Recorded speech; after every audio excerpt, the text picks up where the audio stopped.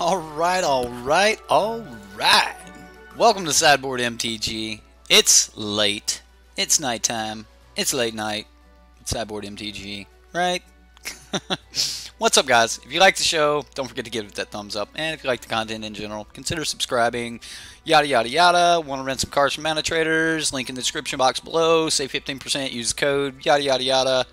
Let's play some Magic. Alright. What's up, guys? Little man's down. You were nice, Lee. You were nice. I forget her name. I was just I seen someone who was opening Liliana or something like that, and I was just reading the comments and stuff. She actually spiked. Last time I checked that lady's channel, she had somewhere around like 2,000 subscribers or something like that, and then the next time I check it, she's like 5,000. What is it? Let me get that chat where I can read it. Sickly MTG, yeah, she's pretty cool. I was expecting more gameplay and things like that out of it. I first ran into her when Taryn from MTGO Traders did an interview with her, and I think that helped spike her quite a bit. Maybe, maybe not. I don't know. But I was actually really happy to see that her channel is doing so well. So, good for her. All right. So, what do we got in front of us here? This is an idea of me just trying to throw Desecrated Tomb into my Teshar deck.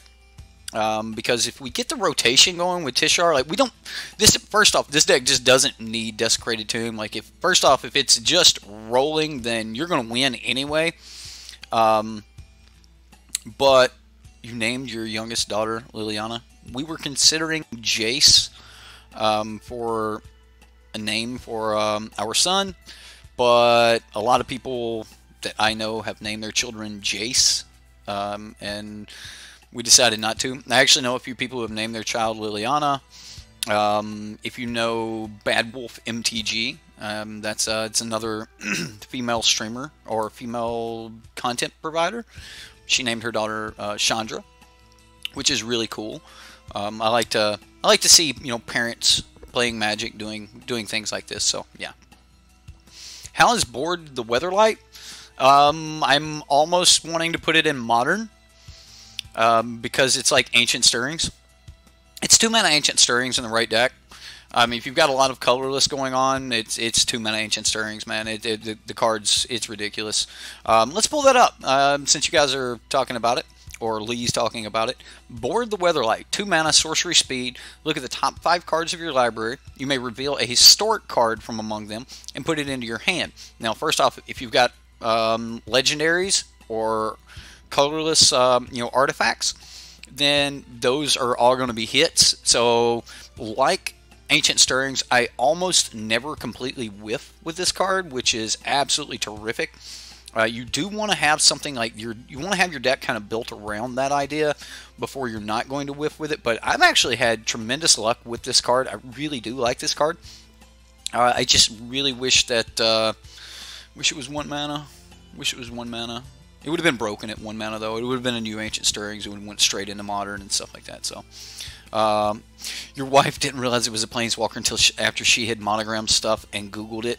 Oh, got her. Well, hopefully you'll get to see Board the Weatherlight, help us dig for some combo pieces and things like that.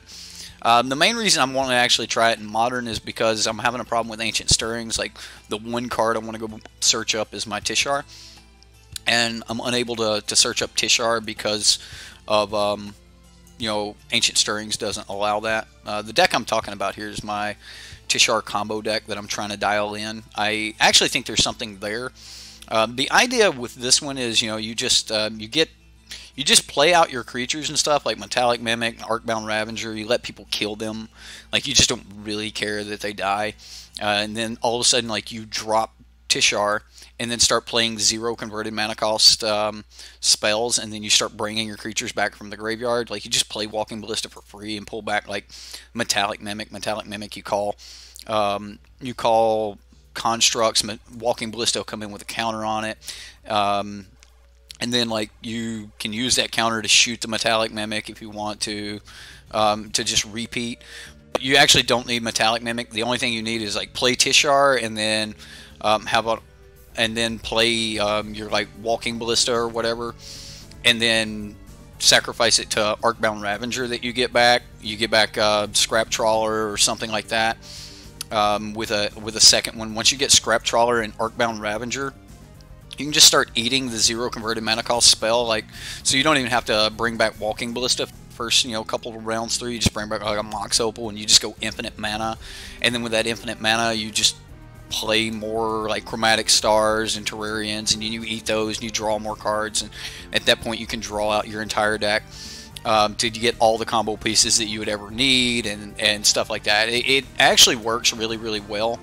I have won games through Stony Silences and stuff like that because, everybody's like, oh, well, you're not going to be able to do this and this and this because you can't activate these things. Well, you're right, but, if you get Teshar down and you get, like, Scrap Trawler, you're just getting triggered abilities, so they're not, activated abilities and things. So, there's definitely some merit there, and I'm trying to figure it out. Like, I think that it's worth looking into and dialing the deck in. So I've been playing around with it, and that all like stemmed from an original Pia's Revolution deck, which I will run just the Pia's Revolution version of this deck at some point before rotation happens, because like this was kind of the deck that started it all for me. Was Dev built a Pia's Revolution deck, and I took that deck and started upgrading it, and then I put the Metallic Mimic Walking Ballista Scrap Trawler combo into it. And then at that point, it's like, what do they do? So hopefully we'll get to like see some of that interaction and stuff like that tonight. I'm not really going to go over the deck tech. Like, you guys are going to see it. Like, if it goes off, you're going to get to see almost everything. Oh my goodness, yes, Hardened Scales is absolutely terrific. I've run into a couple different versions of Hardened Scales. A lot of people are trying different things with Hardened Scales, and it looks like it's a lot of fun. But tonight, the idea is just to play more Desecrated Tomb. I just wanted to know if with a Pia's deck, got a day 2 of... I don't doubt it. The deck is actually really, really good, and the decisions that your opponent's going to have to make are not what they want. Like, if you build the deck properly, there's not a good answer for the opponent. It's just not. It's just like, oh, fine, you can have it back. Well, cool, I'll recast it. Well, damn, leave it in the graveyard. Fine, take 3. I'll sacrifice this. I'm getting it back anyway. Cast again. That sort of thing. So, like, they think they're making the proper decision, but they're not. Most of the time, like, the worst thing that can happen in this particular version of the deck is them to actually put it back in your hand. So, we'll see how it goes. I've got a bunch of like jank cards in here right now. My standard version of this deck is nowhere near dialed in the way I would like for it to be. Oh, I gotta plug my phone up. Phone's gonna go dead. I'm in the middle of listening to a book. The new R.E. Salvatore, Dritz de Werden. If you guys know anything about Dritz. The new R.E. Salvatore book, Timeless, came out on audiobook. I'm a big Audible fan. If you got to drive anywhere, you're just kind of sitting around, just stick your headphones in, and just listen to the book. It's really good. But yeah, I've got a bunch of like jank cards in here because I just want to try some of these cards, see how well they work and things like that. Should be a lot of fun. I think that we can. I think we can do some stuff. That elf will never die, right? Right. Oh man, the end of last year's book was so just wow. Like, I have been waiting for so long for this next book to come out that I was actually scared that they wouldn't have another book. Like, the ending was good enough that that they could have ended the story. Like, Bob Salvatore could have just quit writing Dritz and the saga would have been over. I mean, I would have been heartbroken. I mean, we would have had people showing up at his door going, "Yo, we're gonna get some more Dritz. Like, what's going on, man? I need my Dritz, man. I need my Dritz." But that's kind of how I feel about Dritz, man. It is it's one of my favorite favorite sagas, I guess.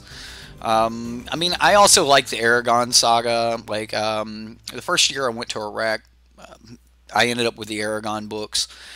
Two of them. I got Aragon and I think Eldest. Is it Eldest? Yeah, I got the first two books. They're 1,000 pages, and it was quite some good reading. So you know, I read the Aragon books, and then a friend of mine had Dritz, and he's like, "You got to check these out." You know, he's like, "If you like those," he's like, "Let me get your Aragon when you're done. I'll start reading that." And he's like, "I've got Homeland, Exile, and Sojourn with him," and those were all terrific. They were actually books 4, 5, and 6, but they were written, you know, in the opposite direction. So you know, the first books that were written were Streams of Silver, and you know, the ones about Bruner, and then people wanted the back history to Dritz Do'Urden, so he actually then went back and wrote 4, 5, and 6, which were, you know, Homeland, Sojourn, and Exile, or Exile and Sojourn, and you know, I read those books, which is technically the proper order to read them in. You read those first, and you know how Dritz got to the upper world, how he met Bruner, and things like that, and then it goes on into, you know, just so much stuff, and you know, it's good. Justin, you say you just finished reading the Thousand Orc trilogy. That was actually a really, really good one. Kill the babies. Oh man, I'm on YouTube saying that, right? Yeah, if you've read the books, you know what I understand. You know, they were saying that all orcs were evil, no matter what. They were just inherently evil, and you should kill all of them. And Dritz is like, even the babies, you know, the ones that haven't had a chance, because Dritz believed that no matter what race, no matter what ethnicity, no matter where someone was from, you were not just who you were because of who you were.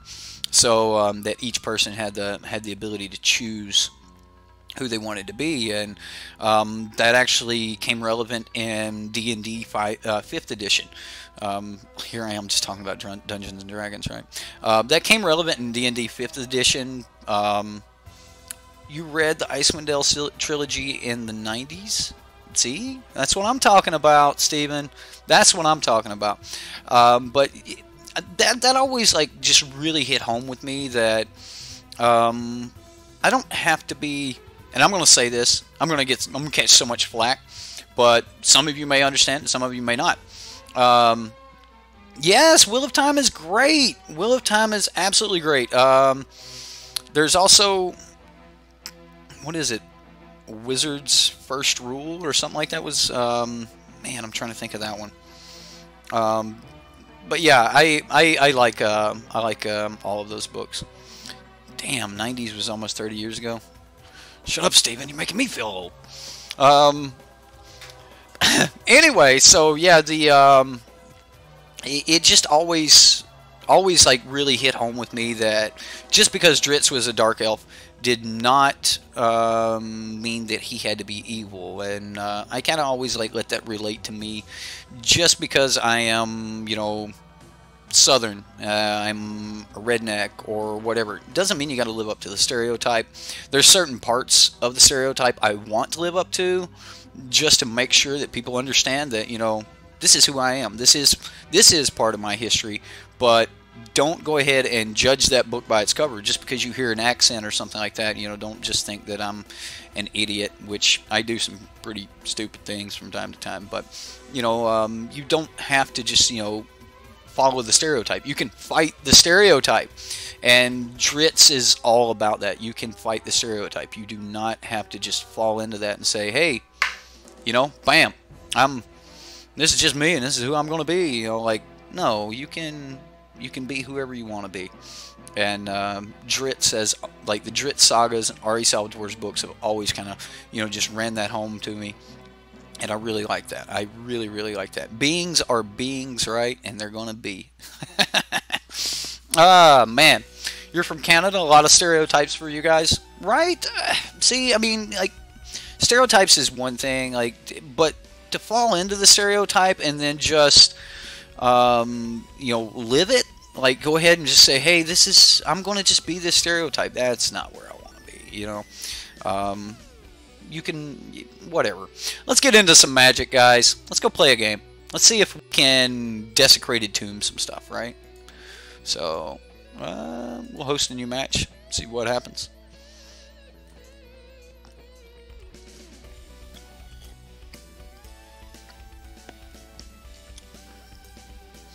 Back in the 90s, before fantasy went mainstream, that rang even more true. I bet it did. I bet it did. What's the phrase? Woke. More people are becoming woke. Gotta stay young and hip with these fleek words, right? Did I use that right? Did I use? I probably didn't. I probably did not use that word right. But yeah. I get where you come from, Steven. I'll be 32 in 24 hours. It's the 19th now, so my birthday will be is on the 20th.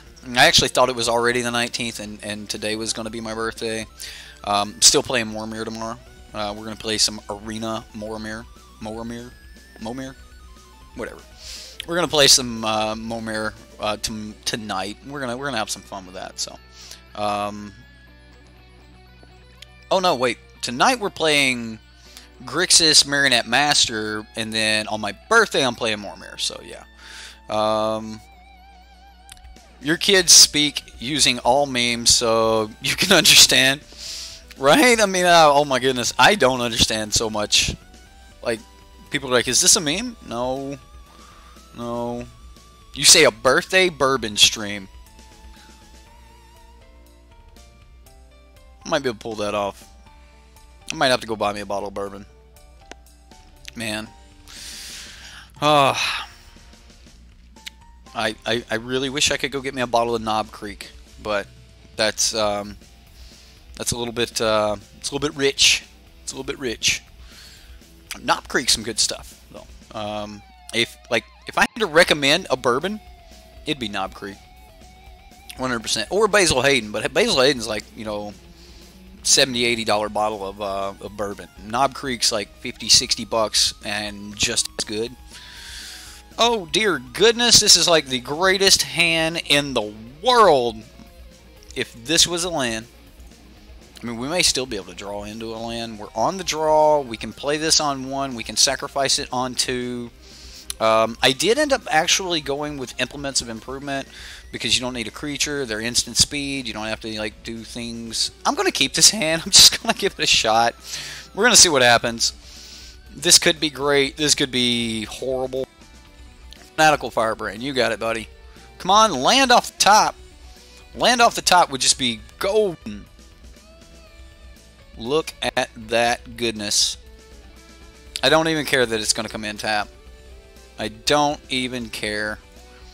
I'm just going to play an implement and pass the turn and go from there. I should really throw a fling in this deck, right? What about Bullet Rye? Well,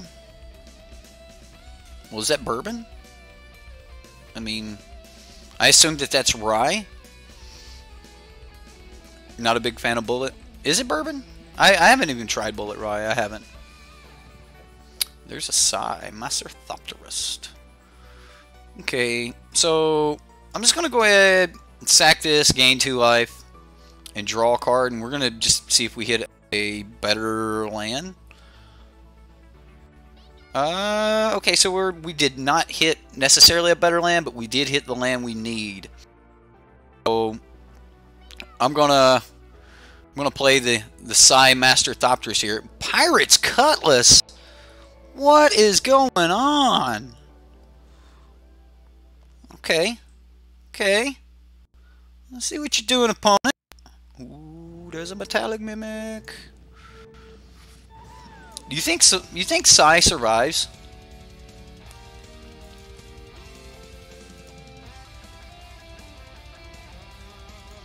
I wonder if Psy survives this hit. I'm gonna try to play the Psy. And then next turn, we're just going to try to go ham. heaven forbid we hit an untapped land next turn. Like a Spire of Industry would just be so great. Nope. Not doing anything. Don't kill Sai. Don't have a way to kill Sai. Don't do 3 damage and then combat Celebrant. That's fine. That's fine. Okay, well, I mean, it's a land. Alright, so we're going to go Metallic Mimic. We're going to start making blockers. We're going to call Construct. I'm going to play Walking Ballista. We're going to make another Construct, or we're going to make another Thopter here. Yeah, that's fine, dude. I wasn't playing the second one anyway.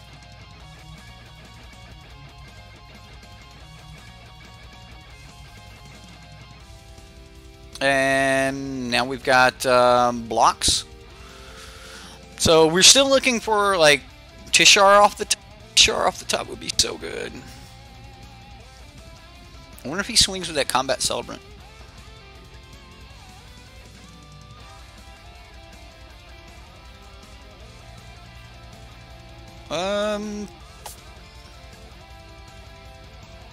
He is. He's going to exert with the Combat Celebrant.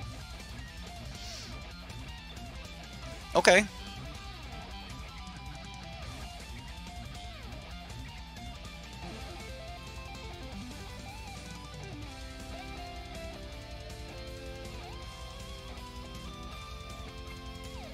So I'll block Combat Celebrants.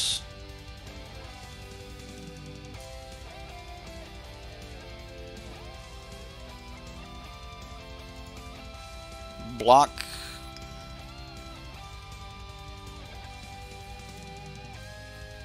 Man, this is going to be bad. This Lightning Strike's going to blow me away. Okay, so he's going to try to save his Combat Celebrant.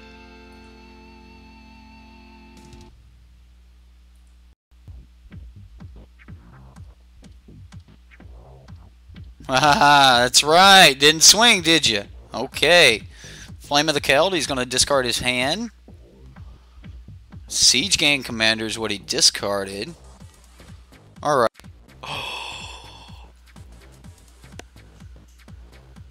Okay. Okay, how do we go off here? Oh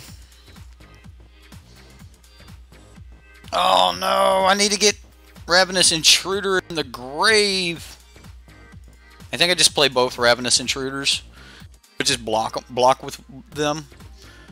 And see if we can survive one more turn. Like, so if he draws a bunch of cards and we survive one more turn.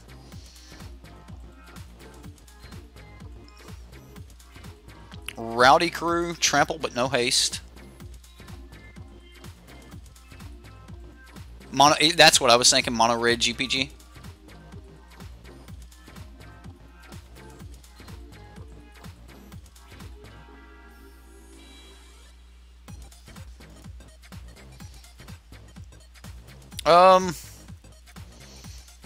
We need to get Scrap Trawler down and then set up to just go off next turn.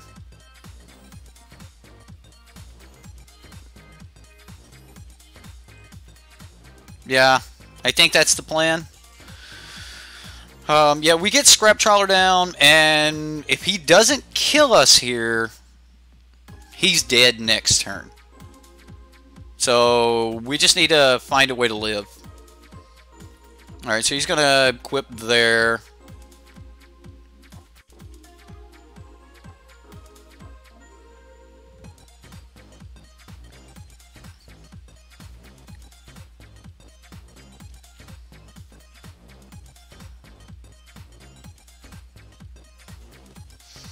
Alright, opponent. What do you got? He wants to exert that Combat Celebrant. I'm pretty sure of that. We can't block. I mean, we can do whatever. We can block with Sai. We can do whatever we want to do. We're getting everything back. Assuming we live through the turn. So I'm going to go block here. Block here. Block here. Block here. Block here. We'll say okay. We're going to see what he wants to do. Okay. Should be able to do some decent things here. So we'll let the opponent try to figure out like how this is supposed to work. And then I think we kill his rowdy crew. So he's going to leave it like that. Alright, so this, okay, so what is he shooting? He's going to shoot me, okay. I'm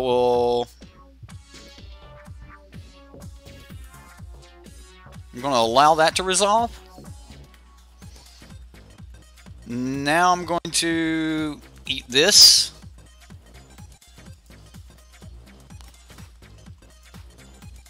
Then we will eat Scrapheap Scrounger, and I'm going to get back the implement.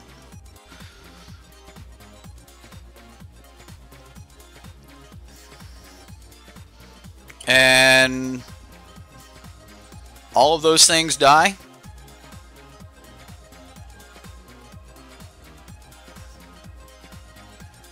No swings. He's going to equip. Alright, here we go. Here's the big turn, ladies and gentlemen. Oh, we even hit another land. Alright, so we're going to go Teshar. Cast Implement for blue. Teshar is going to get back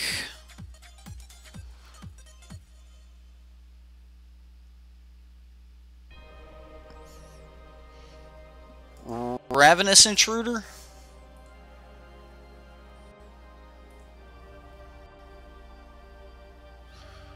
I think this is right. And then we're going to cast this for 0. And we're going to get back Scrap Trawler.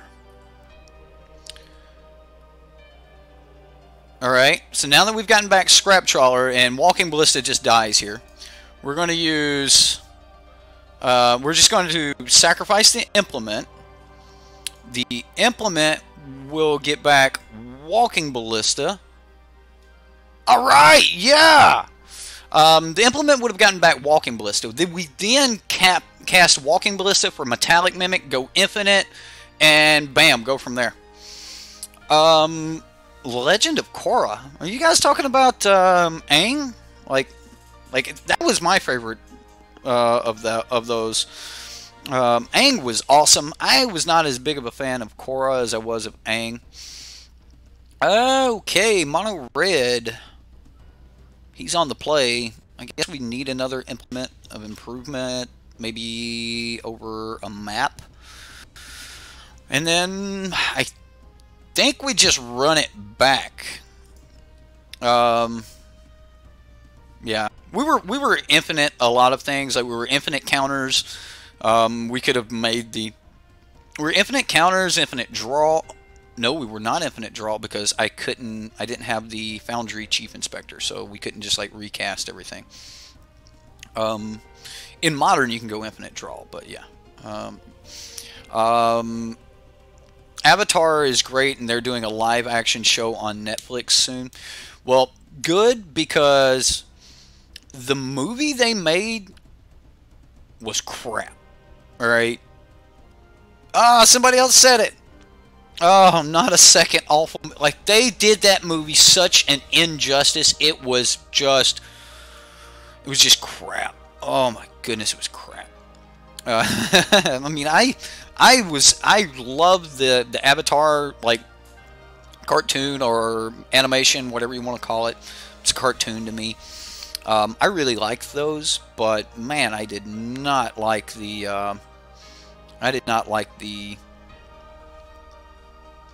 movie they made. Like, it was like they just tried to cover everything like 4 seasons of Aang in just no time at all. And that was the same way I felt about the Aragon movie, right? Like, Aragon, that book was just terrific.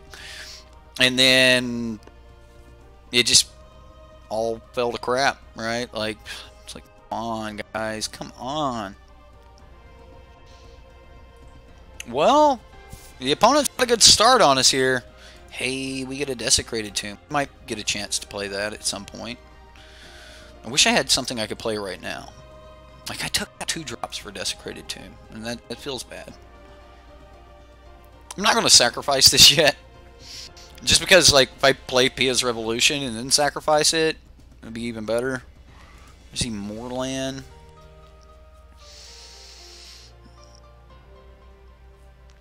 We're not dead yet, and our opponent's stuck on mana.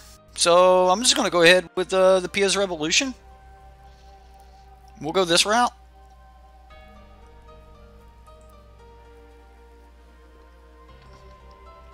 I mean, at least we get to hit him for 3, right? Inspiring Vantage. How much mana do we need this turn?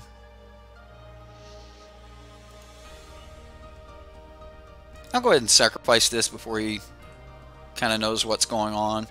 He can take 3 or he can give it back to me.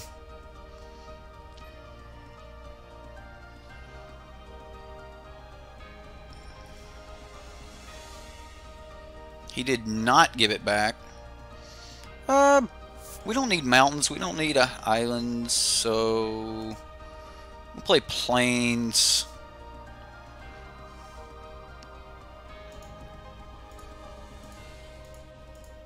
Foundry Chief Inspector.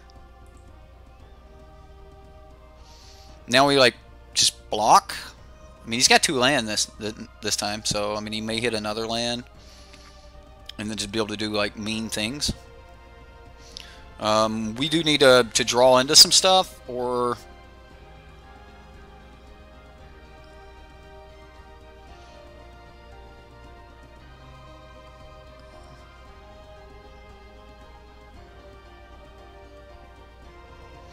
There's an implement.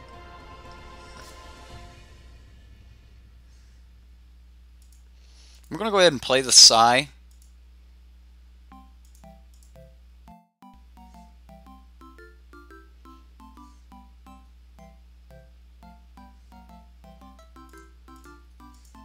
Play the Desecrated Tomb. We'll trigger the Psy. And then I think we just pass. I don't know. I'll swing at him. I ain't scared. We ain't scared. We're in live chat. Hey, are you still live, Eric? Yes. Yes, we are, James. Yes, we are. No, he hit me.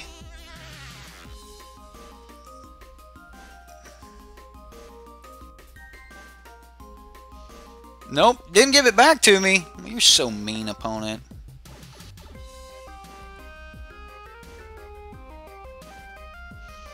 Might as well play the land. We're definitely going to play out Teshar here. Undo. Undo, undo, undo. I need to save an option for a white mana. So, we're going to play Teshar. We're going to play... Well, yeah. Get our Foundry Chief Inspector back. We'll get a Desecrated Tomb trigger. We'll get our implement. Alright.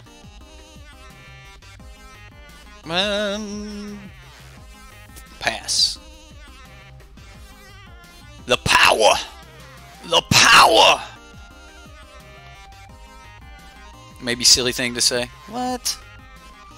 How are things, guys? You're getting ready to finish work, so it must be super late. Did you see the name of the show? It's Late Night Sideboard MTG. No, not another Goblin Chain Whirler.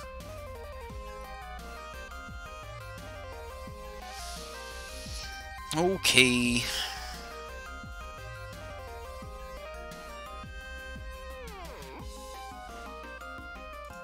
I'll block.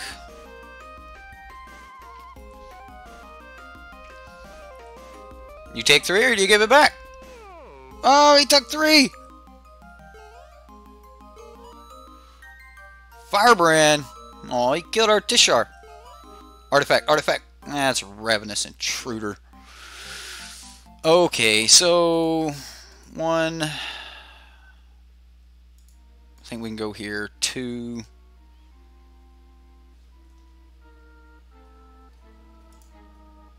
I'm just going to go ahead and eat this now.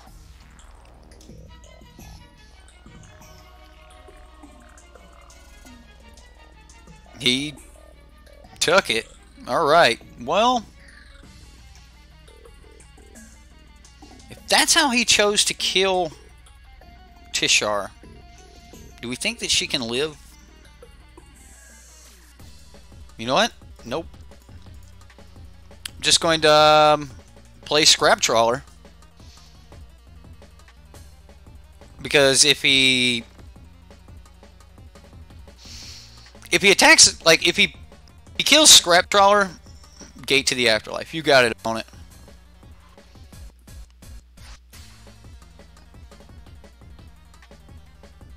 No attacks. No attacks. Sure. We had a walking ballista. Alright, so here we go.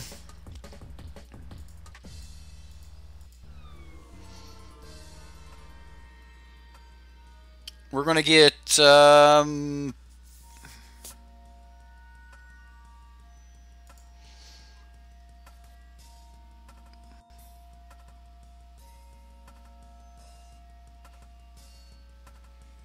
we're going to do this for 0.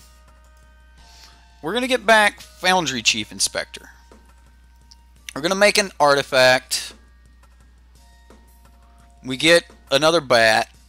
We get, like, this guy dies. Now he has to either give it back or take 3, right?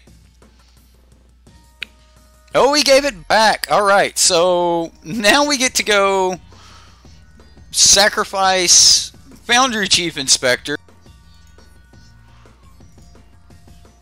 And now this is the part that's bad, right? Because now he gives us the... he has to, like, give us the Foundry Chief Inspector back. I am going to get back the draw.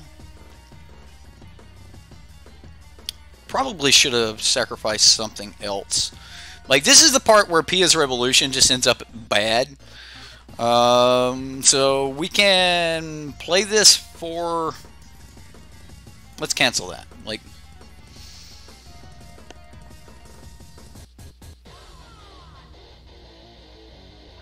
yeah, the Pia's Revolution, like, I should have taken it out for the Desecrated Tomb. Like, by the way, we haven't even, like, swung at the opponent yet. So, let's do that.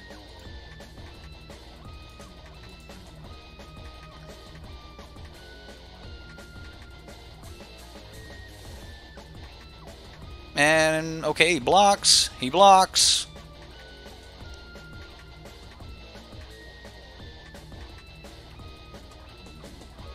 Takes 2? Sure.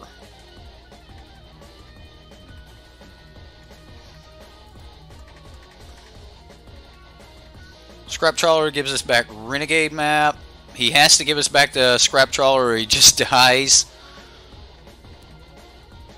He did not. Let damage happen then. Fine. Game over. Alright. Good game, opponent. Opponent should scoop soon. I don't think the opponent even knew what was happening to him, right? Ah, man. Yeah. It's like you're playing 4D chess. What? What are you guys oh, Clash Royale. Okay, alright.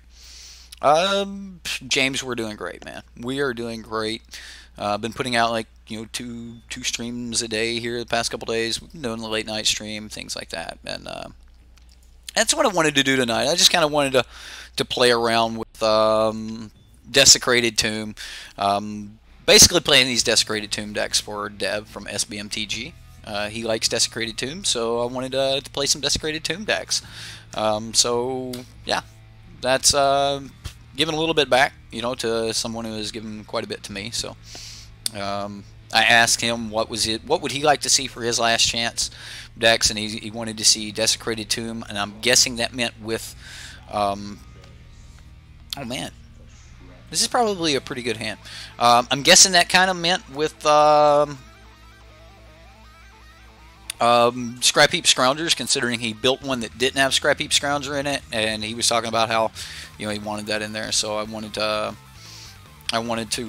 build some some Desecrated Tomb decks, and then I played the one that I built today, and it wasn't that great. And then I was like, I could probably get more bats from my Teshar deck than I could with a deck built around Desecrated Tomb, just because of how many things I've got, like entering the battlefield, leaving the battlefield, that sort of thing. So what I'm doing here is I'm trying to dig for land. So I'm just going to play an implement, and then next turn we'll be able to crack that implement and play another implement, or maybe even do some other things. So we've already got a Teshar, we've got a Scrap Trawler. At this point we're just kind of looking for a couple other little combo pieces. Kenji stream? Numatam Nummy? I like Kenji.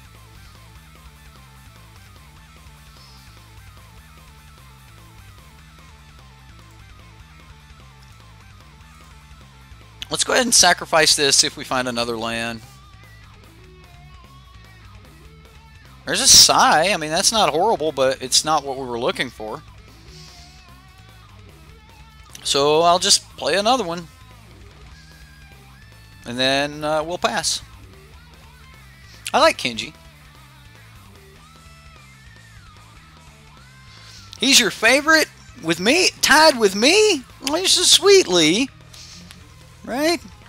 Kenji's been streaming for quite a few years. I think he's been streaming for like 7 or 8 years. He's got great community. I'm rarely a part of that community just because I don't go to Twitch that much. I locked my Twitch with a two-way authenticator a long time ago, and I have spent the last week trying to get that authenticator removed from my Twitch account.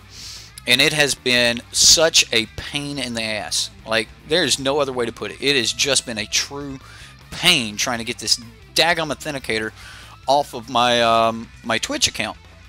So as soon as we get that off the Twitch account, I am going to be doing some like, I may move these late night streams, like pretty much everything except for the 9 o'clock show. I'm going to try to move to... Why can't we find a land? There's only 20 lands in this deck because I thought I was playing Modern. Alright, well, we'll play another one. The 3 implement hand. I'm missing a land drop, so that's not cool. 3 implement hand would have been so good with PS Revolution.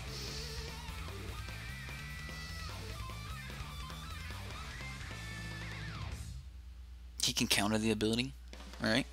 Because it's going to target him. Right. Have I seen Chamber Sentry? You just seen it and you think I will love it? No, but I'll tell you what. After this, I'll pull up the spoilers and we'll look at some spoilers.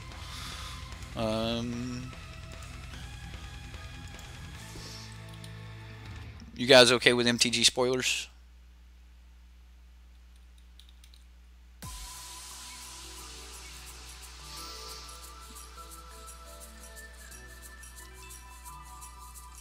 We need some land. We've got so many parts to our combo. Yeah, it's a 5-card combo, guys. Y'all seen it go off in game 1 and in game 2 there, so I don't want to hear that it can't happen. It goes off in so many ways that it just digs into the other parts. So damn it.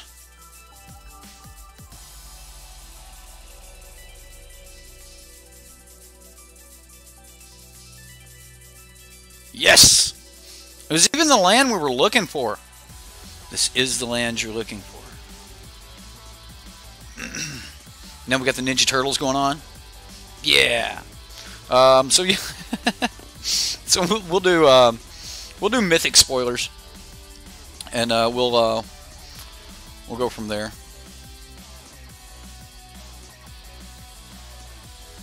I'm sure there's some good stuff over there on mythic spoilers.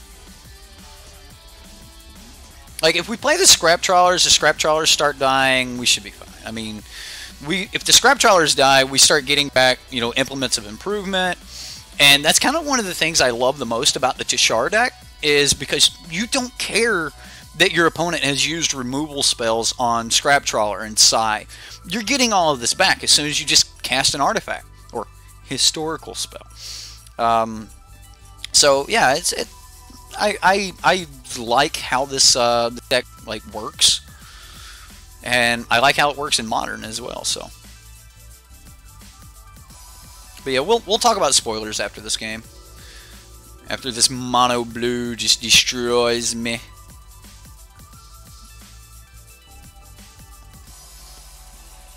Let me get chat back up where I can see you guys.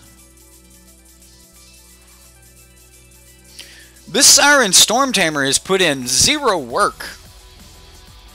We are still at 20, ladies and gentlemen.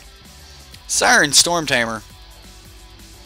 Dev's been keeping up to date on spoilers. Yeah, I don't do spoilers. I just don't. I mean, I'll talk about them if, like, you know, somebody wants to see like some spoiler action or something like that. But let's see if we can draw out a counter.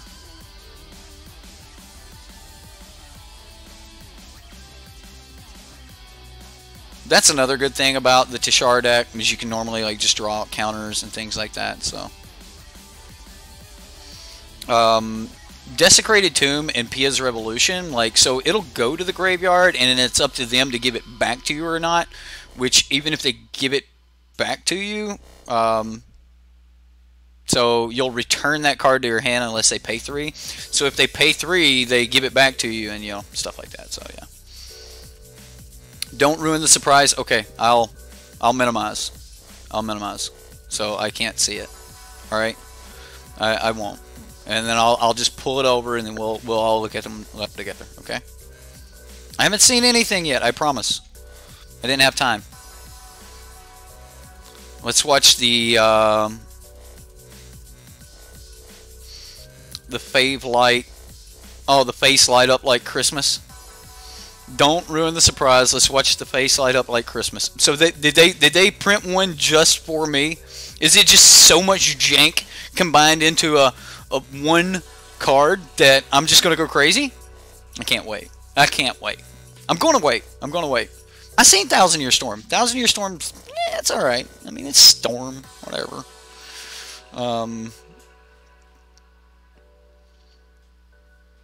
Ixalan's Binding.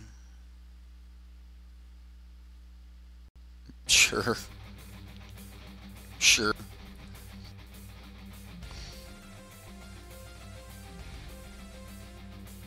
Oh my goodness.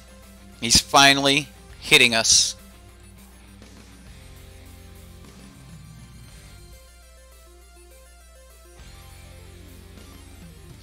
Clifftop Retreat.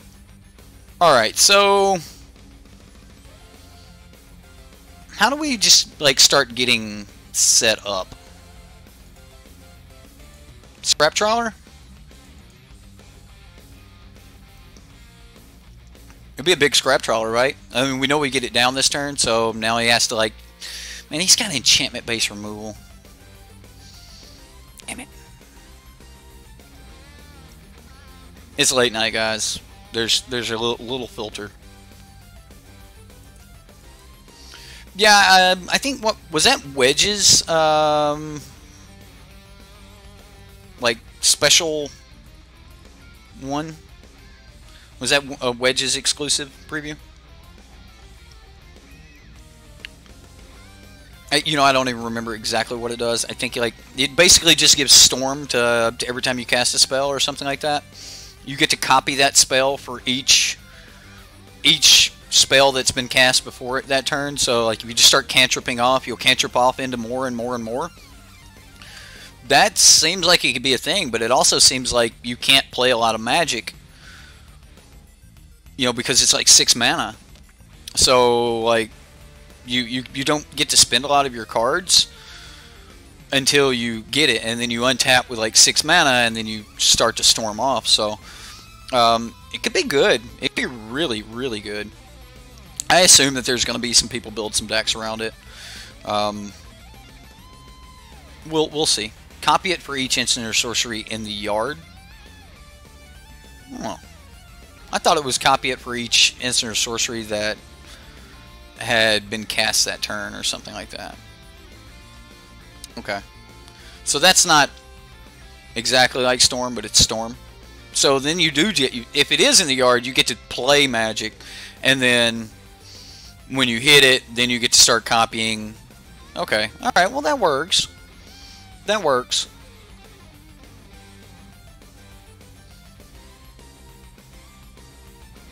I can't believe the opponent hasn't like played more creatures. Do you have creatures, opponent?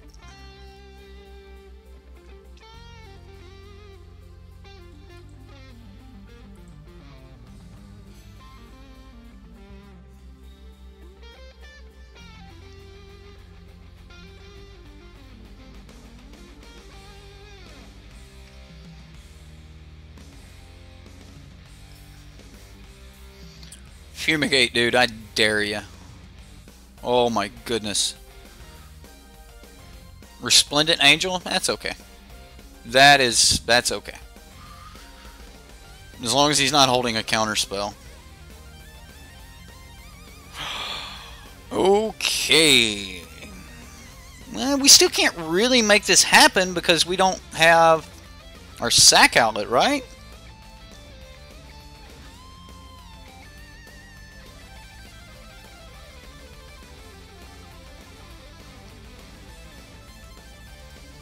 If I play Psy, like we need to get some creatures in the grave. Right? We play Psy and we just swing at him.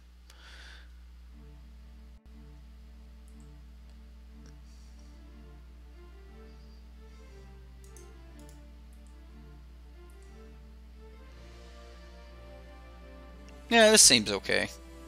I mean, that costs 6 mana to activate.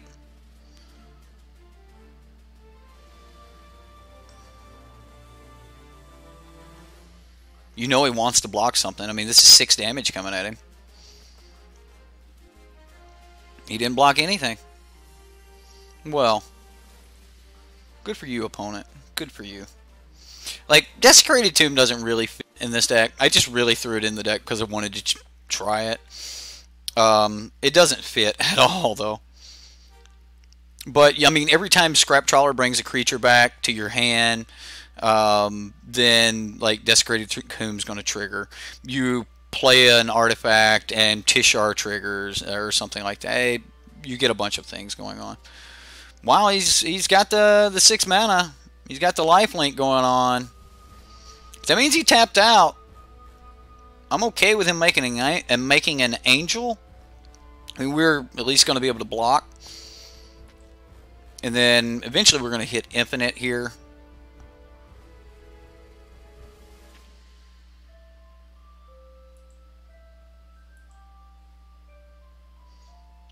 So he's going to make an angel.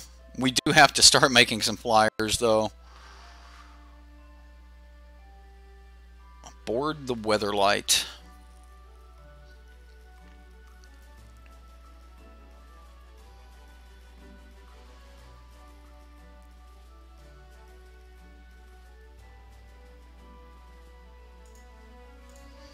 I'm going to play Scrap Trawler. Like, this is probably just bad. I may end up having to play the Walking Ballista for 0. We may do that anyway.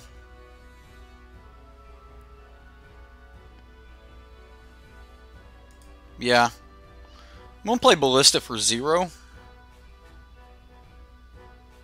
make another angel just so we can block a little. Like, just having more blockers seems good. Because if we can buy ourselves an extra turn or two, then we should be alright. Like, I may end up just shooting my Metallic Mimic here.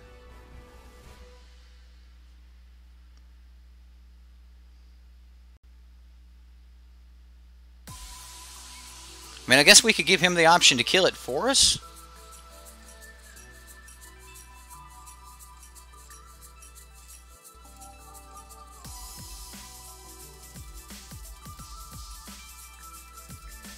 Like, because we start getting implements back, we make more Thopters, we live longer. The longer we live, the more likely we are to be able to just go off.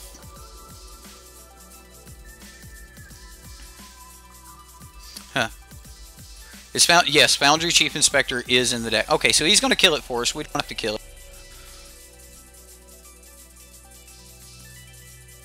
Alright, so we're going to get Scrap Trawler Trigger. And Scrap Trawler Trigger. And then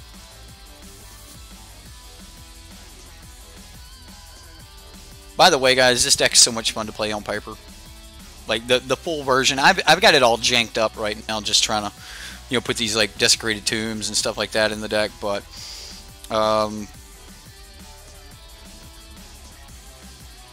just make more Thopters.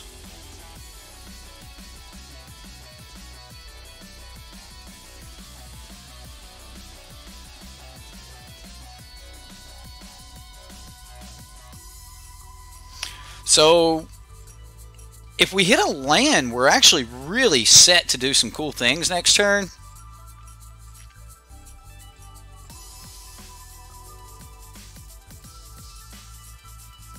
Mainly because we have like double Scrap Trawler.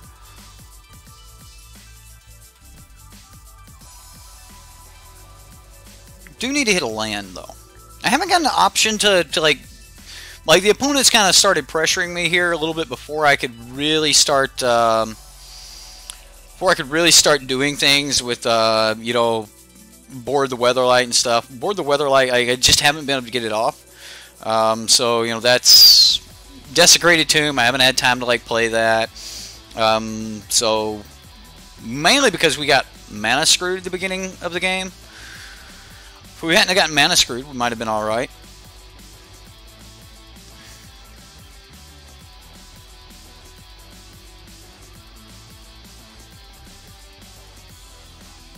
All right. I mean, he's just gonna do the thing, right?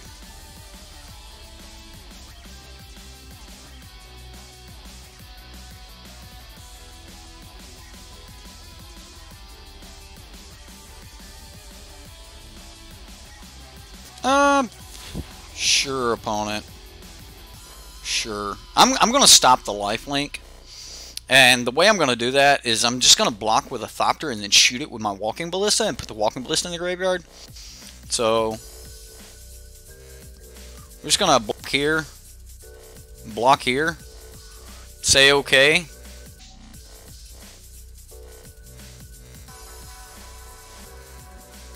Shoot the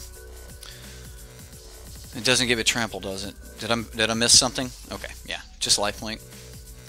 So he won't gain any life, and if he doesn't gain the life, he doesn't get the angel, which also means we don't have to combo near as hard to be able to kill him. So come on, land! One time! Come on, land! Let's go! Land! You can do it.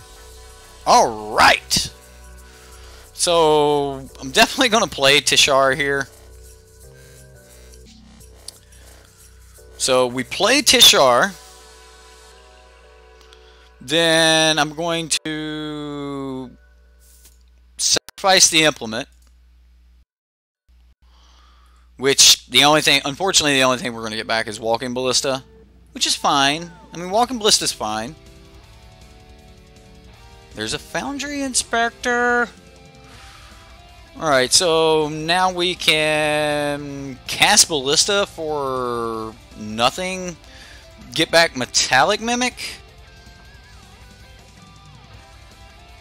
which means we get to do the same thing over again, which buys us another turn. And I mean, next turn we get to play like Foundry Chief Inspector, which is pretty cool.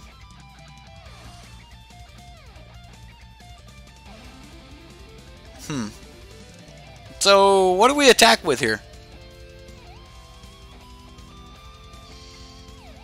Scrap trawler? Scrap trawler? Sure.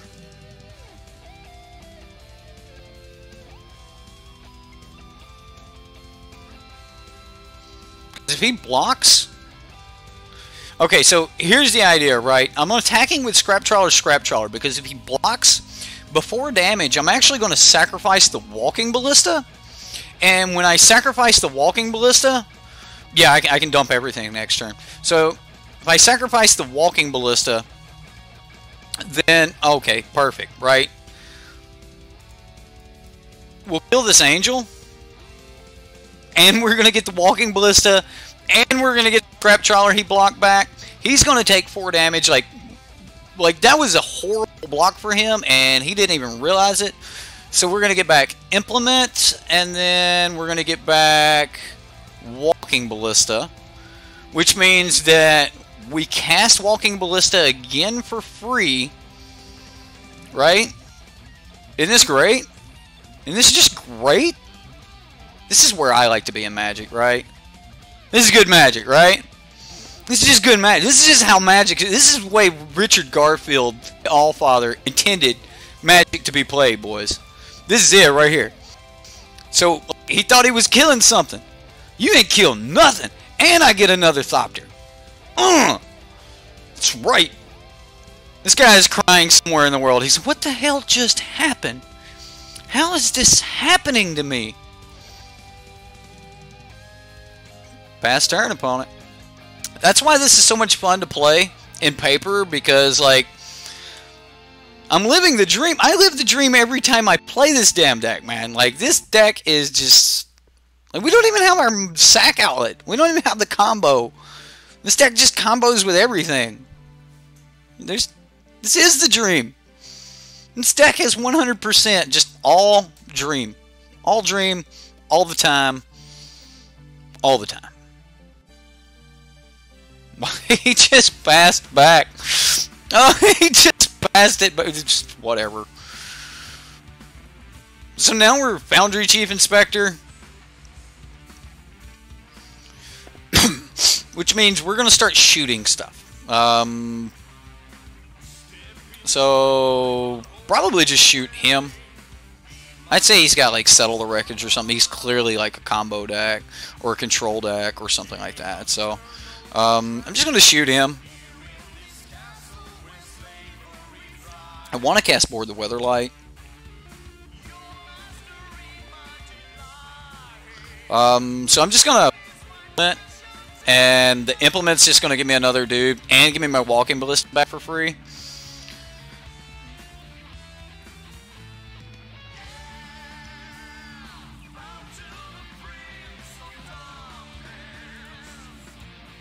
So I'll just shoot him again. Now, I did mess up. Like, I should have kept open another white source. And there's probably a more optimized way I could be doing this.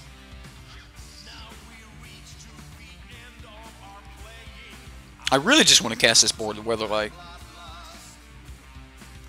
What are you, countering? Negate? Sure.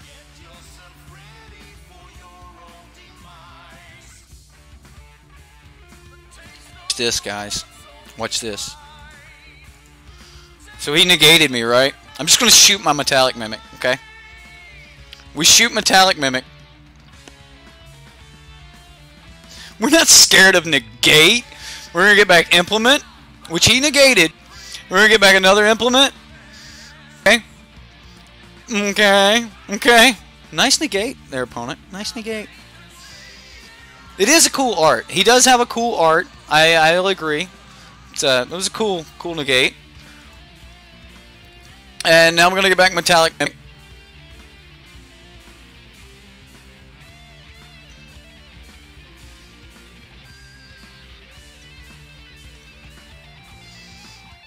What, opponent? What? What?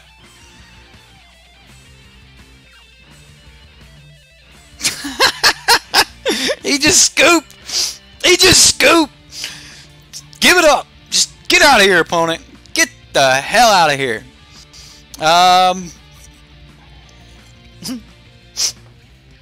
Oh, right? Come on. What the hell can you do about that? Nice negate. That's pretty. That's pretty. Thanks for showing me your negate. I like this one. This one's just, I don't know, it's okay. My favorite negate's actually the one with Jace with like the umbrella. But you know, that's the full art negates. Online, I accidentally sold them and I've just never gotten them back. So, you would have just logged out of MTGO like 3 turns ago and kicked a puppy out of frustration. Like I'm done. I'm just freaking done. I want to play Desecrated Tomb, but I just think the cards probably shouldn't be in here.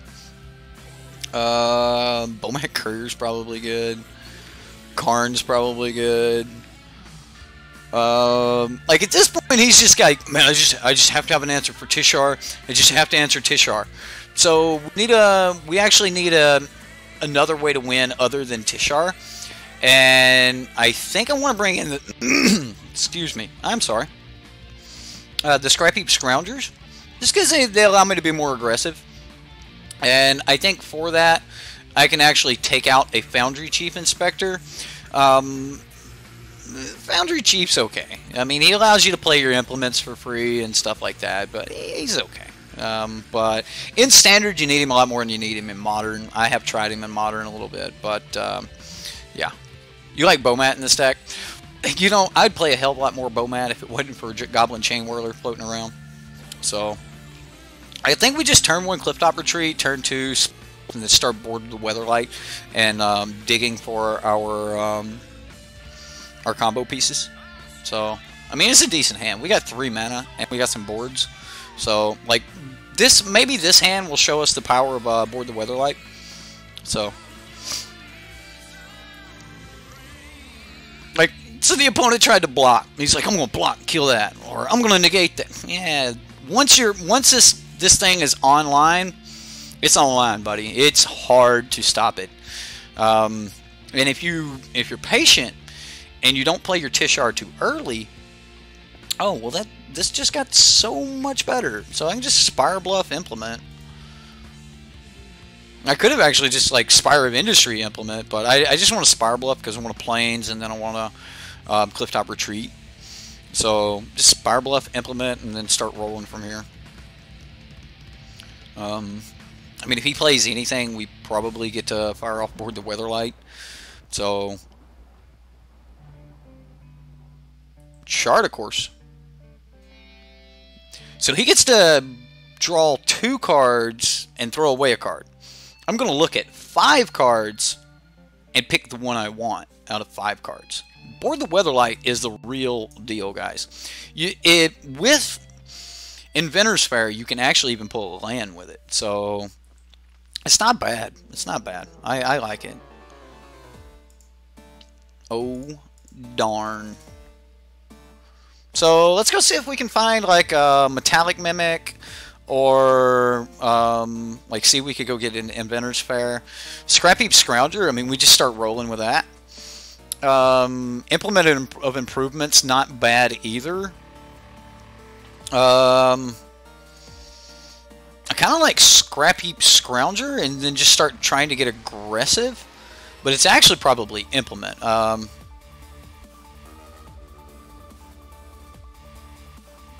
Because next turn we can go like Scrap Trawler, and then Scrap Trawler our way into, like, I need to put some anti-artifact hate in here, or anti-enchantment hate in this deck somewhere, or way to bounce an enchantment. So, oh man, we're doing great. Jack, if you ever like decide you want to go back and watch something, just go watch the last game. Go watch our last game. Hell, watch either of the first 2 games. But game 1 of this match was just phenomenal. I think I just want the Scrap Trawler here, or the Scrapheap Scrounger here, and then next turn I can play Scrapheap. I need to worry about his Ixalan's Bindings hitting my Scrap Trawler. And if we're going to go for the combo, I need to catch him either like tapped out or something like that. And then just try to go for it all in one turn. So Implement might have also been the right call there, because we could implement and board the Weatherlight again next turn. I'm thinking that if we just play the Scrap Trawler, though, we can... If we play the Scrap Trawler, he just... Dang it. If he Ixalan's Bindings this is going to be horrible. Counter it, counter it, counter it, counter it. Please counter it. Nope, he didn't counter it. He's going to Ixalan's Binding it. I know it. Oh, he's going to Binding. Right? Yep. Ixalan's Binding just to Binding his Binding. I actually think that like Blink of an Eye would probably be better. Like, just bounce it. Like, the turn we want to go off, just go ahead and bounce it and, you know, go from there. If we ever get our sack outlet, he can't bind it again, because then he has to get rid of the sack outlet before he can bind it, and if we get rid, like, we just sack it. So, I mean, the prayer here is he doesn't just go 4 mana, Ixalan's Binding, bam, there goes your Scrap Trawler. Don't do it, opponent. Don't do it. Don't you do it! Shala, Voice of Plenty. Well. Alright. Looks like we have to shoot that down. Sparring Construct. That's not horrible. So... we're going to play this.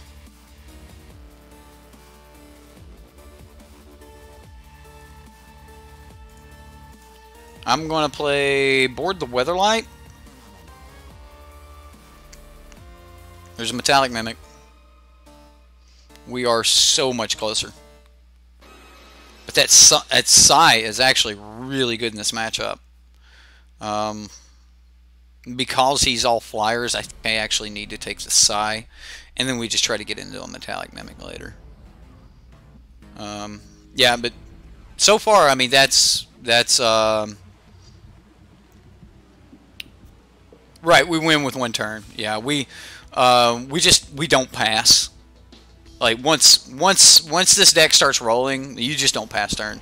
Like that's how I like my combo decks to work. I don't really like I don't mind doing the setup and all this other stuff and getting ready, but the turn that I go off, I don't want to be like, okay, I've done all of this stuff. I've made infinite Thopters. Can you kill me? Or can you kill them? Like, I don't want to even give that option.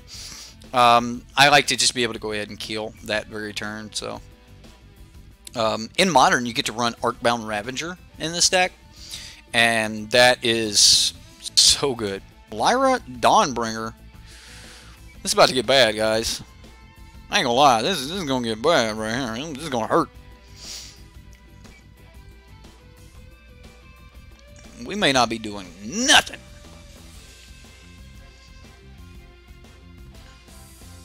So, we'll go ahead and cast Psy.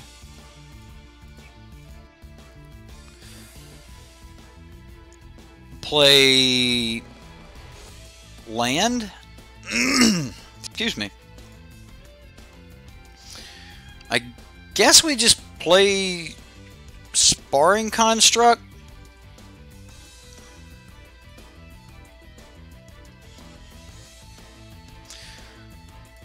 I'm going to go ahead and sacrifice the Implement. We don't have anything to bring back or anything like that. Oh, okay.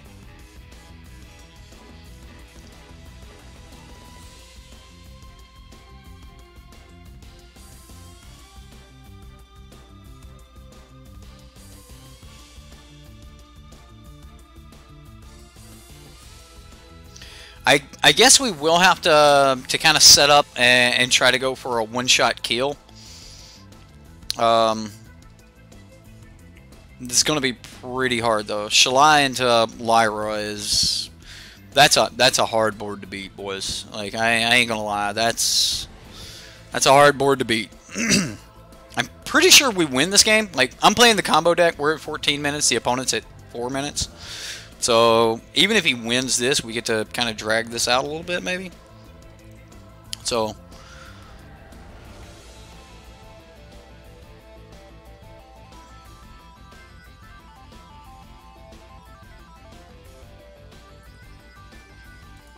So I'll just block here.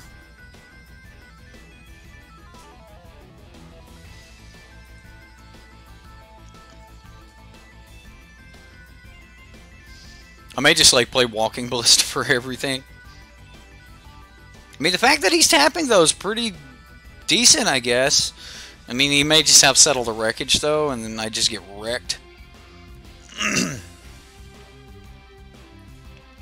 Resplendent Angel.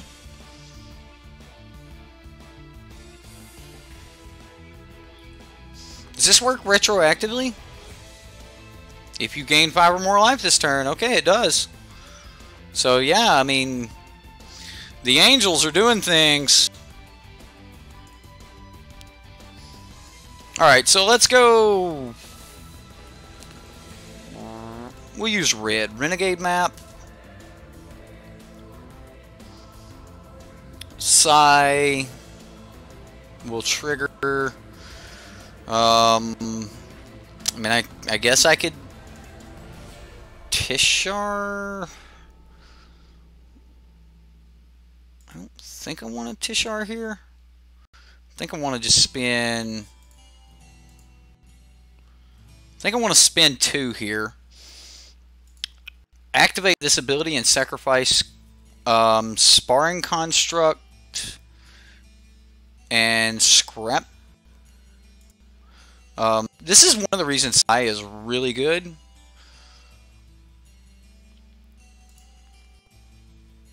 And then we're going to get a 1 or less. So I'll just get Sparring Construct again.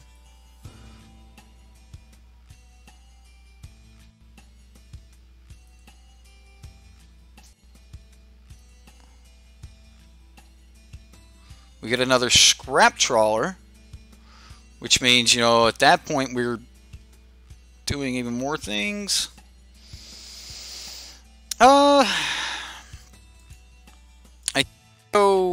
I want to play 2 artifacts this turn.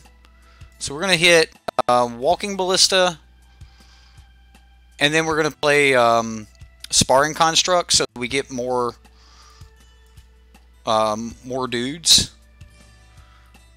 This way we buy more time.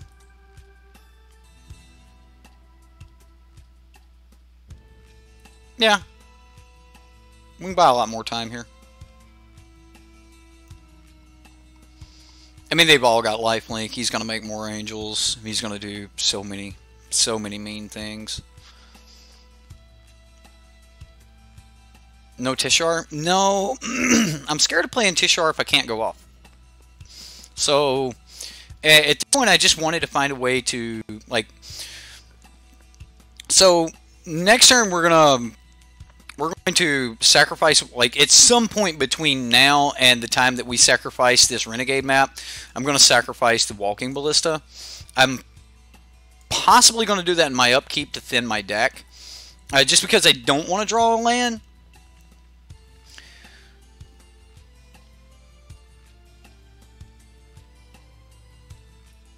So, what's the least amount of damage? Alright, so we'll block here, we'll block here, we'll block here. And then we'll say okay. Yep, first strike damage, normal damage, you're gaining 1,000,000 life. So, I'm stopping in my upkeep. We'll see what the opponent's got planned, though. I mean, he... Chart, of course. Alright, so he's drawing more cards. 50 life, 51 life. We're at 10. We're not dead. We ain't dead. We're probably gonna die.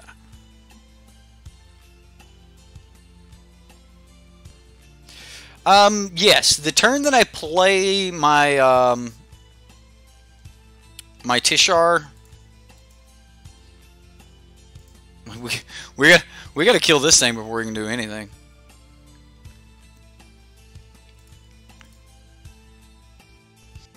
All right, so we're gonna get our ballista back. We'll get a land.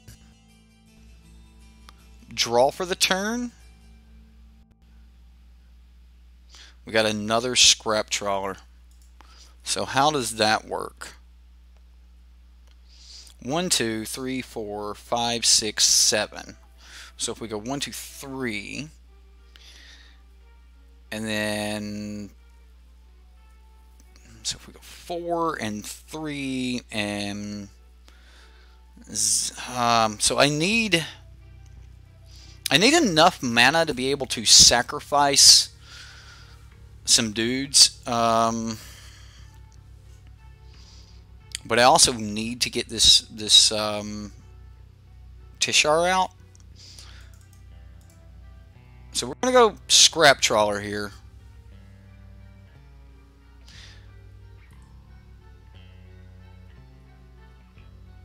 And I need to sacrifice something that's at least 2. Alright, so we're gonna go 1, 2. Sacrifice scrap trawler. Cancel. Play walking ballista. Just to get a thopter, right? We just have to bide time. So just to get a thopter, I'm playing walking ballista. And then I'm going to pay 2 to sacrifice sparring construct and scrap trawler. So we're going to go 1, 2. We're going to go sack, sack. Sparring construct makes scrap trawler bigger. Scrap trawler 2 or less. I'm going to go with implement. And we're going to go 2 or less. I guess it's sparring construct. And then we should get the zeros back.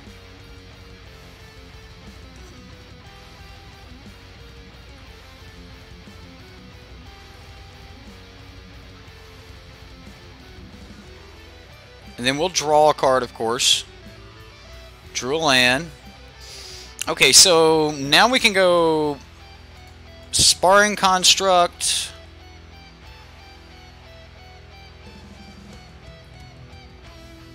Make more blockers. Implement. Make another blocker.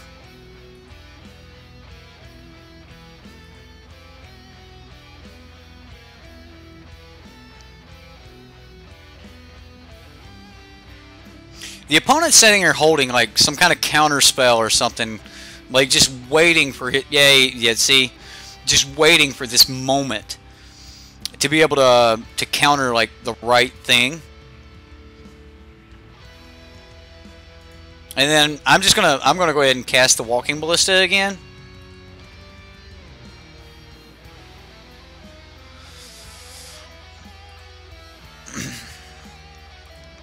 I'm gonna swing. Just because I don't think he'll block. That's right. We're sending a message. We're sending a message, opponent. He's down to 1 minute and 21 seconds. We're winning this on time no matter what. Yeah, I've still got 9 minutes on the clock, and I'm the one playing the stupid deck, okay? What are we playing? How is this happening? This is my creation. This is some shit I built, man. Like, you're not going to find this anywhere else. The opponent's got Lyra, Resplendent Angel. He's making more angels, more angels. We're slowly getting more and more cards. Sure.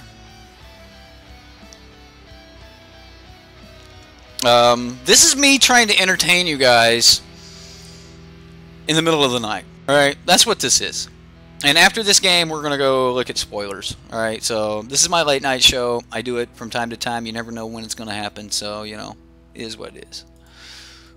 1, 2, 3, 4,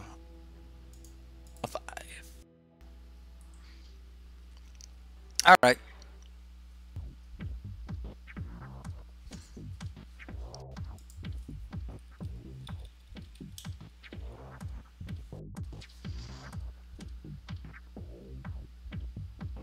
Another Resplendent Angel. He's like, I'm getting this game. I am going to win this game. We've made people scoop and like just all kinds of stuff today with the deck. Like, you guys wanted to see what I do when I'm having fun and stuff like. Yeah, I just need Mimic and it's over.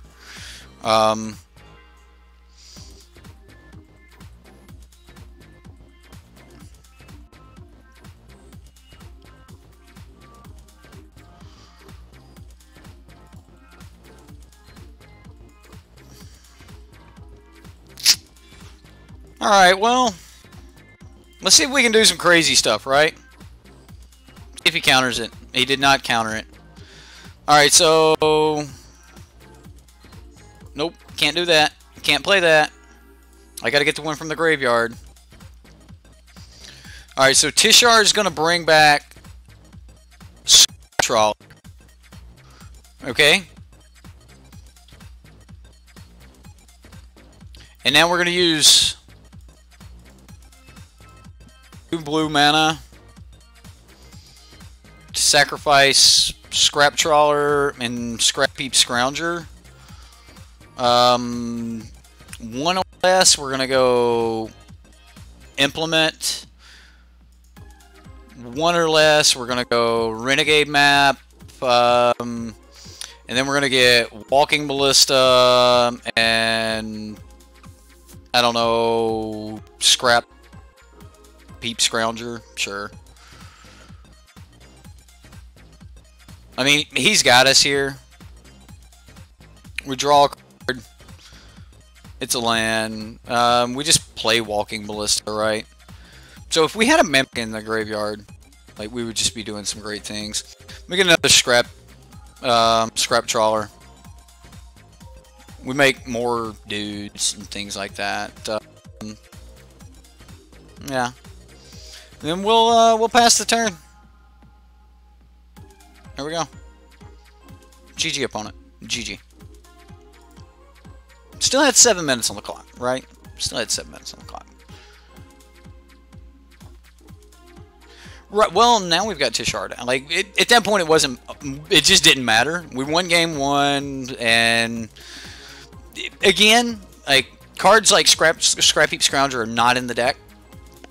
I only put this in the deck because I wanted to do the Desecrated Tomb thing and stuff like that. So that's the only reason. That's the only reason those cards are in the deck. But yeah, clocked him, and we're playing the jank. So don't look at this and think by any means this is the full version of the deck. I actually took my deck and just destroyed it just to try to make it work with Desecrated Tomb. So, you know, like, Pia's Revolution works with Desecrated Tomb because if the creature goes to the graveyard, you get it back, you know, alright. Alright, go find Chamber Sentry. It's my birthday, okay? We're 24 hours from my birthday. Chamber Sentry is going to be my birthday, alright? So, let's bring this up. Oh, it's right there on the front. I haven't even looked at it. Oh, it's a construct. I can see that it's a construct. Chamber Sentry. X. Oh my god, it's an X construct. I'm already in love. Okay, alright, let's see. Chamber Sentry enters the battlefield with X11 counters on it for each color of mana spent on it. Okay, so it's got Sunburst. Okay. Alright. Jason, you joined my Patreon? Thank you, dude. I appreciate that, man. Like, you guys are great, and I use that money for online stuff. So thank you so much, dude. Thank you so much for your patronage. I appreciate it. I really do. I'm gonna get back to this card. All right, because it's already X, right? Which, all right. Pay X and remove X counters from it. Chamber Sentry. From Chamber Sentry, it deals X damage to any target. So I still gotta pay mana and tap it. Damn.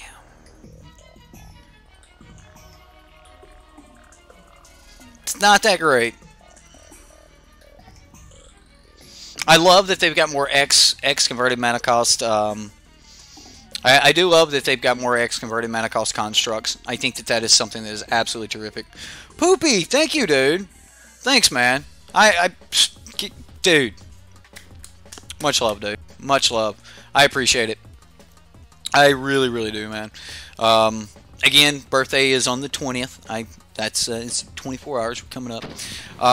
Chamber Sentry enters the battlefield with a +1/1 counter on it for each mana spent. So Sunburst, okay. Pay X and remove X. Deal X damage to any target. And then I can pay all 5 to return Sentry from the graveyard to my hand. Okay, so here's what I like about it. And this is the part that I'm going to love more than anything else. It is simply just X cost, so I can just cast it for 0, right? Yeah, that part alone is going to make that, like, it's going to go into the Teshar deck. It's going to keep Teshar somewhat okay. So that part alone is going to be absolutely terrific. I'm wishing that we're going to, like, I'm really hoping that we're going to have a good sack outlet. I need a sack outlet to make that deck work. But we're going to be losing Scrap Trawler. So, I don't know. I don't know if we can make it work at all without Scrap Trawler. So, we need some way, like some 3 converted mana cost creature or something like just if I'm trying to keep Teshar alive. But I do like it. I do like, I love constructs. Constructs are my favorite tribe. They used to be elves. I got to playing around with this Teshar. I've got to playing around with Pia's Revolution. I got to playing around with constructs. Scrap Trawler has become one of my favorite cards in all of Magic history, just period. It's probably still right there with Mimic Vat, man. I love Mimic Vat. I love like playing decks where I kill things all the time, and then I'm taking the best thing that I killed. So I really like Mimic Vat. I wish that Wizards would go back to at the beginning of the next end step. You know, like if they would start printing at the beginning of the next end step, you know, that would be awesome, because then you can do stuff at the beginning of your opponent's end step. That stuff sticks around through your turn. It allows for some creative play, but it also allows for some broken play. So I do get that they may or may not want to do that. So, yeah. Chief of the Foundry is great. Like, no lie, Chief of the Foundry is an absolutely terrific card.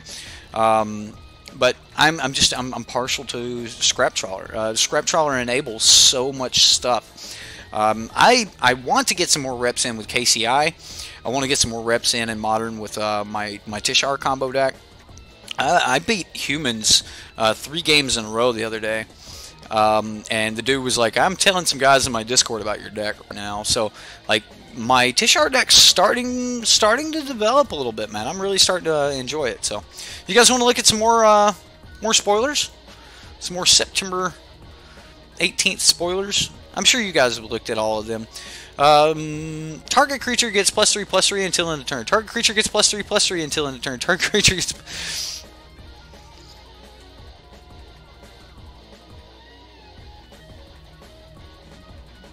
6 mana target creature gets +9/+9 till end of turn. Seems cool. Or 3 separate instances of +3/+3. Like, there's nothing saying that I can't target the same creature over and over. So, Hellkite Whelp. Flying. When Hellkite Whelp attacks, it deals 1 damage to target creature defending player controls. So you give it Death Touch, and then it kills something. I mean, it's okay. It needs haste. Needs haste. But it's an uncommon, so, you know. Let me get you back up where I can read you guys.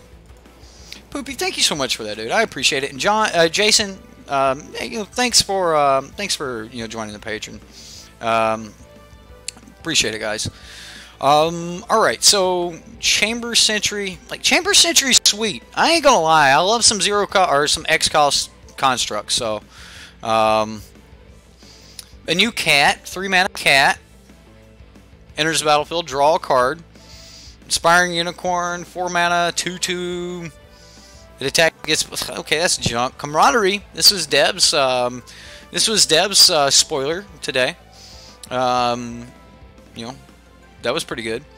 Pet Collector. Whenever another creature you control enters the battlefield or dies, if that creature's power is greater than Pelt Collector, my bad. Pelt Collector, put a 1/1 counter on Pelt Collector. As long as Pelt Collector has 3 or more 1/1 counters on it, it has trample. That's probably pretty good, guys. Like, I don't know if you guys remember Experiment 1, but that was pretty cool. Like, Experiment 1 did some things. Let's see what this is. Alba de Esperanza, Dawn of Hope. Enchantment, 2 mana enchantment. Whenever you gain life, you may pay 2. If you do, draw a card. You can pay 4, create a 1/1 soldier with lifelink. That sounds like a decent little enchantment. Yeah, that doesn't sound bad at all. Pelt Collector, though. 1 mana elf, guys. That's a 1 mana elf that whenever another creature dies, if its power is greater than Pelt Collector, that could be a thing. That could definitely be a thing. Drowned Secrets, whenever you cast... Oh, I've seen this one. Drowned Secrets, whenever you cast a spell. Yeah, that one's pretty good. Gargoyle, Le Gargoyle Guardians, enters the battlefield. Ballista Con un Cantador. I'm trying to figure this out. +1/+1. Sombre Ella. Poor cat. Oh man, I can't read Spanish or Latin. So he's got flying. When he enters the battlefield, he enters the battlefield with a +1/1 counter on it, equal to something. What the hell? All right, I got to read this. Now that I'm done trying to. Enters the battlefield with a 1/1 counter on it for each gate you control. All right, that's what it is. All right, so equal to the number of gates you control. Gotcha. Gotcha. All right, that's okay. Electrostatic Field, good for is-it spells. Electrostatic Field. So 2 mana, 0/4. Whenever you cast an instant or sorcery spell, Electrostatic Field deals 1 damage to each opponent. Hell yeah. So if I lose my Teshar deck, you guys know that I'm going to have to come up with some other crazy deck. So, like, it could be the spells deck. I am an Izzet Mage. I'm an Izzet Mage, which is what calls me to be a Grixis Mage, because sometimes Izzet just doesn't have the power to kill big things, and you got to splash black. That's why I ended up becoming, like, Grixis. So, I 100% call myself an Izzet Mage. So this might be a thing, boys. Like, you guys might see me put together some crazy ass spells deck. I also like Bug. Bug's pretty good. So, guys, that's about all I've got for tonight. I'm gonna call it a night right here. What do you guys? Before I call it a night, what do you guys think of Mentor? Do you think it's going to be as good as everyone else thinks it's going to be? Like, I'm hearing a lot of people say there's going to be a Mentor aggro deck that's just going to be broken, and I'm thinking, not if I wipe the board. Like, you wipe the board in any form or fashion, you ain't going to have shit. Like, you ain't going to have no Mentor going on. You ain't going to have no dudes attacking. Like, I haven't seen good haste Mentors yet. This one's probably the first one I've seen that looks like it's badass, but you think Mentor's butt? Let's look at this dude.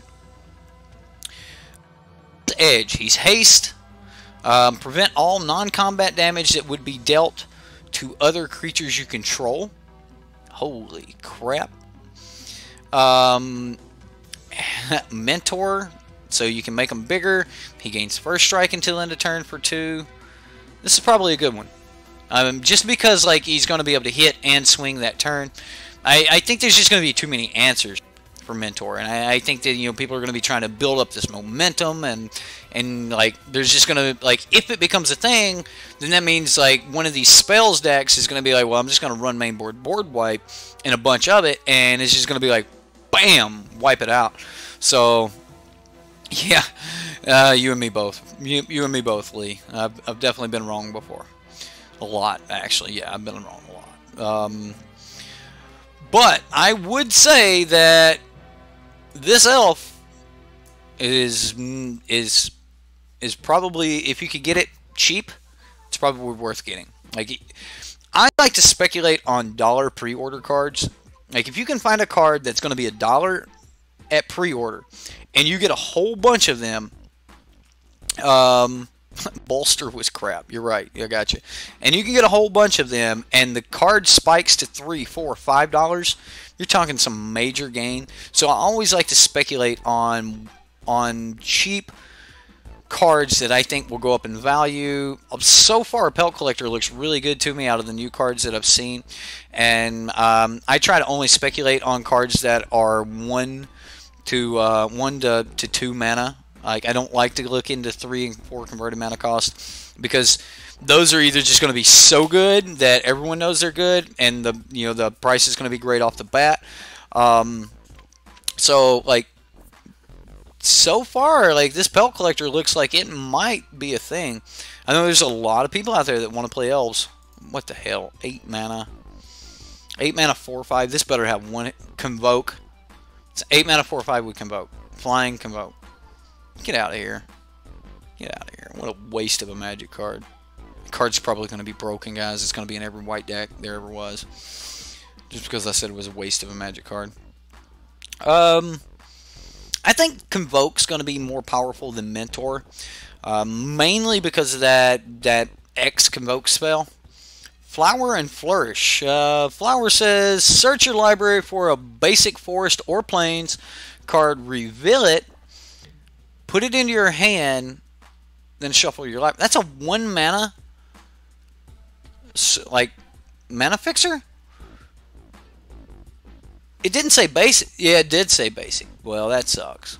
Man, if it just said forest or plains, that would be good. 6 mana, creatures you control get +2/+2 until end of turn. Nah, I don't think so. I don't think so. These green-black. Oh man, the Golgari spells are going to be great. Here's that 1,000-Year Storm. Whenever you cast an instant or sorcery spell, copy it for each other instant and sorcery spell you have cast before it this turn. You may choose new targets for the copies. It has nothing to do with a graveyard. Lee, we found one of those instances. I'm picking at you, man. 1,000-Year Storm here. So yeah, you just need to save your draw spell for a little bit later, and then you like make four ops, and then yeah. So yeah, it doesn't actually care about how many are in the graveyard. It's you copy it for each instant and sorcery spell you've cast before it this turn. So if you go opt, all right, well, you're just going to get an opt, and then you cast your next spell, and you're going to get 1 copy of that. And then you cast your next spell, you're going to get 2 copies. And then your next spell, you're going to get 3 copies. So you're going to need a bunch of 1 mana cantrips to be able to go off. And then you're going to need to be able to keep 2 mana. Yeah. Isn't Goblin Electromancer? Didn't it just get reprinted or something? Don't we have like Goblin Electromancer back? I know he's a member of the... He's not a member of the... Is it? Maybe he's not a member of the Is It. I know the Goblins are not actually Is It. Goblin Motivator playable? Maybe. I don't know, Lazy. Maybe. Tecatli isn't a 3/2 with haste and mentor. Laugh out loud with tokens.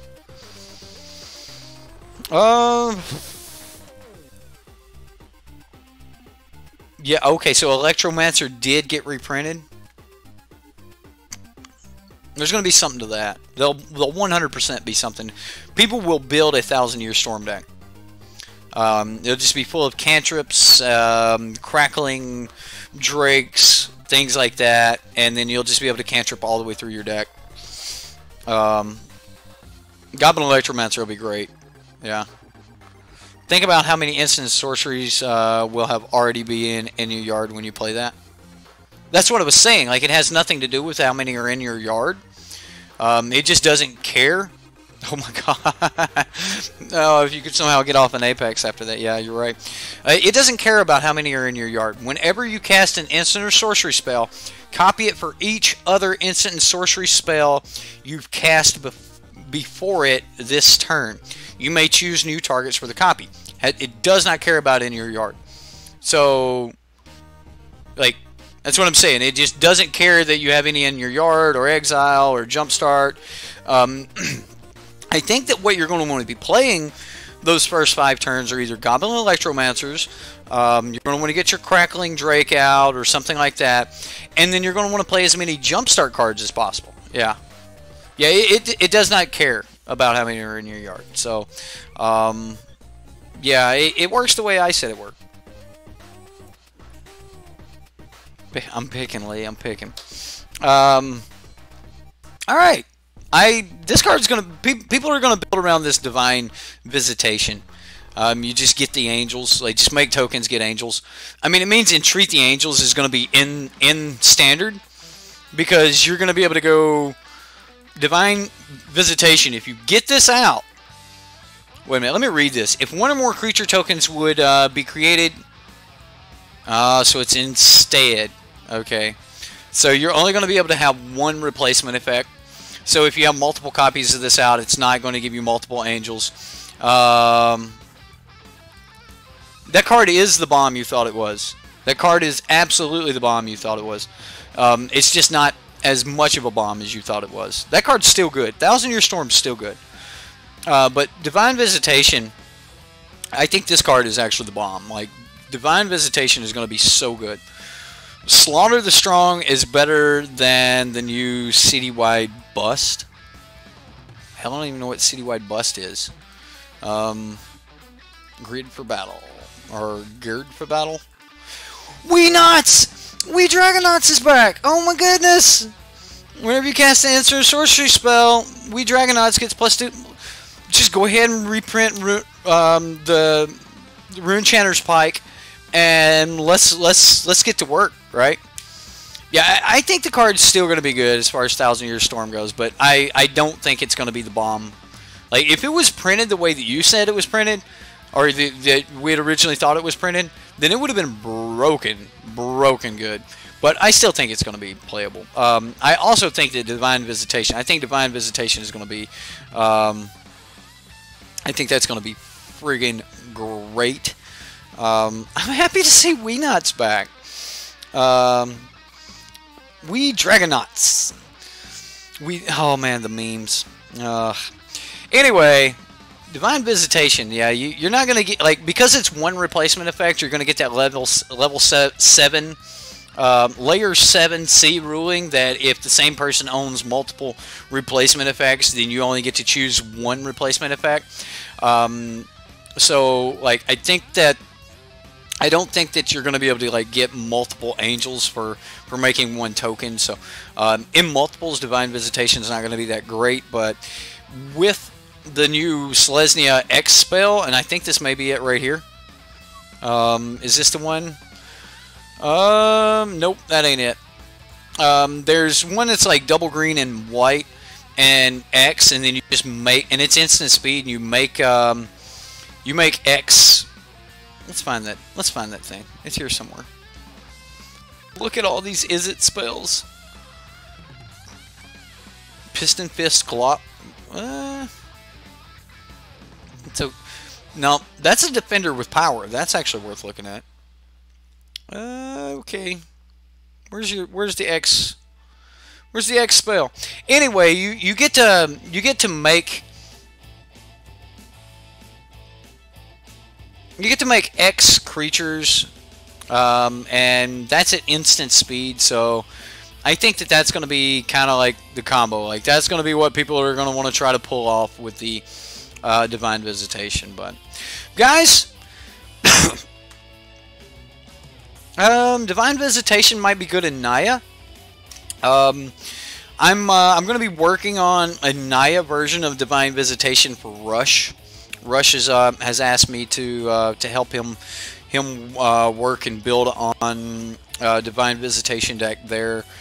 He wants to play with Talanali's Summoner in Divine Visitation. So I need to figure out how the rulings on that work. I think with the replacement effect, I don't think those are going to go away. So yeah, Weenots are going to rule in Limited for sure. Weenots are awesome. But yeah, I think that Divine Visitation is going to be great, and it will find a home. Like, there's going to be a Selesnya deck that it will find a home. I think that Selesnya or Naya deck is also going to be. This is MythicSpoiler.com. MythicSpoilers.com, man.